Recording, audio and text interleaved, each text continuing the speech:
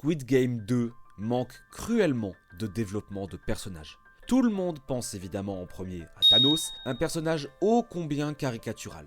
On ne s'attache à aucun personnage pour deux raisons. La première, c'est le manque de développement, bien sûr. Les personnages se retrouvent dans le jeu, on ne sait pas trop pourquoi. Il y a le père dont la fille est malade qu'on ne verra presque jamais. Il sera un figurant durant le jeu et apparaîtra à un moment donné, nous laissant stupéfaits à nous demander « Mais c'est qui celui-là ?» avant qu'il rappelle que sa fille est malade et qu'on se dise « Ah ok, c'est lui ». Les personnages passent tellement inaperçus qu'on a du mal à s'y attacher. La deuxième raison vient du fait que tout est prévisible et qu'on part avec l'idée que tous vont mourir. J'appelle ça les séquelles de la saison 1. C'est comme être déjà vacciné et que ton corps ne réagit plus. Dans la première partie de Squid Game, ce qui était bien, c'est que tout était nouveau. Dans la deuxième, nous sommes un public averti, qui connaît déjà les trucs et astuces. Revenons à Thanos, un des personnages les plus mis en avant durant cette saison. Il gesticule dans tous les sens, et est évidemment sous influence, et on se demande d'ailleurs comment a-t-il pu ramener ça dans le jeu alors qu'ils sont fouillés. Song Ji-yeon, lui, s'est vu retirer la dent qui contenait le détecteur qui est capable de le retrouver. Évidemment, l'info a fuité le concernant, quelqu'un a dû parler parce que lui est dans le viseur des organisateurs du jeu. Ne se sont-ils pas dit que s'il a fait ça, d'autres ont peut-être pu cacher autre chose également ? Bon, ce n'est sans doute pas contre les règles. Après tout, il est permis de s'entretuer. Sous influence ou non, Thanos n'est pas crédible comme personnage car l'acteur en fait trop. Il nous sort totalement de l'histoire. Je pense qu'on voulait en faire un personnage cool qui n'a pas peur de la mort. J'ai même vu dans son jeu une comparaison ratée avec le Joker. Au début, je pensais que le personnage serait développé plus tard.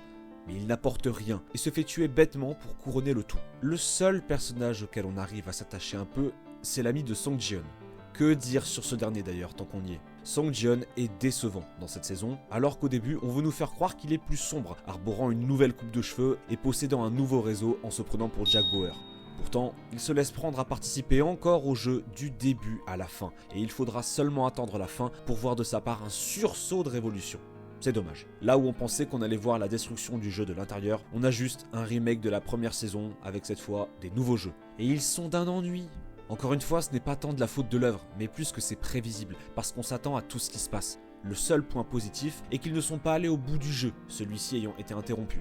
Tout le monde s'attendait à ce que ce soit encore Song Ji-yeon qui l'emporte, à l'image de la roulette russe où on sait qu'il ne va pas mourir et que c'est sur l'autre que ça va tomber. Tout cela parce que c'est le début de la saison et que c'est le personnage principal. La plus grande déception avec lui, c'est son manque de vigilance. Au début, on a l'impression qu'il s'est barricadé chez lui, prêt à tout pour retrouver les responsables du jeu, déterminé, nous laissant croire qu'il a changé, alors qu'il est toujours aussi naïf qu'avant. C'est la chose la plus drôle de tout Squid Game saison 2.